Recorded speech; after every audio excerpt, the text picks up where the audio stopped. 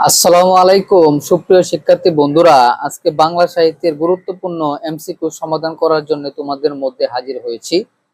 যাই হোক, বেশি কথা না বাড়িয়ে ভিডিওটি শুরু করছি। পখাল শব্দের অর্থ হচ্ছে পান্থা। পখাল শব্দের অর্থ হচ্ছে পান্থা।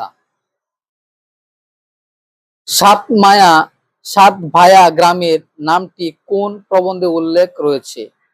সাত ভায়া গ্রামের নামটি চাষার দুঃখ লিখেছেন রোকেয়া সাখাওয়াত হোসেন। সে গ্রন্থে সাত ভায়া গ্রামের উল্লেখ আছে। চাষার দুঃখ প্রবন্ধে কোন অঞ্চলকে ধান এবং পাটের জন্য বিখ্যাত বলা হয়েছে? রংপুর। রংপুর হচ্ছে ধান এবং পাটের জন্য বিখ্যাত।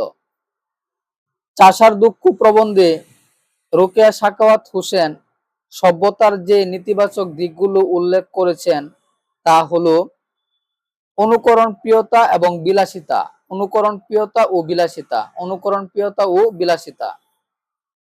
এ বহির শত শিখা কে করিবে গণনা কোন রচনার অংশ? চাষার দুঃখ রচনার অংশ। চাষার দুঃখ রচনায় লেখিকার প্রত্যাশা কি? লেখিকার প্রত্যাশা হচ্ছে দেশি শিল্পের পুনরুদ্ধার। রংপুর অঞ্চলে রেশমকে স্থানীয় ভাষায় কি বলা হয়?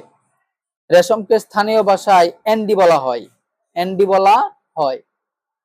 চাষার দুঃখ প্রবন্ধে কোন অঞ্চলের প্রসঙ্গ অধিক গুরুত্ব পেয়েছে? আসাম এবং রংপুর অঞ্চলের খুব গুরুত্ব পেয়েছে। রোকেয়া সাখাওয়াত হোসেনের শেষ রচনা কোনটি? রোকেয়া সাখাওয়াত হোসেনের শেষ রচনা হচ্ছে নারীর অধিকার হচ্ছে রোকেয়া সাখাওয়াত হোসেনের শেষ রচনা। বেগম রোকেয়ার উপন্যাস কোনটি? বেগম রোকেয়ার উপন্যাস হচ্ছে অবরোধবাসিনী হচ্ছে বেগম রোকেয়া সাখাওয়াত হোসেনের একটি উপন্যাস। তো যাই হোক, এ ছিল আজকে আমাদের বাংলা সাহিত্যের গুরুত্বপূর্ণ কতগুলো এমসিকিউ সমাধান। তো আমার এই চ্যানেলটি আপনারা বেশি বেশি দেখবেন। লাইক, কমেন্টস, ফলো এবং শেয়ার করতে ভুলবেন না। সবাইকে অসংখ্য ধন্যবাদ। আসসালামু আলাইকুম।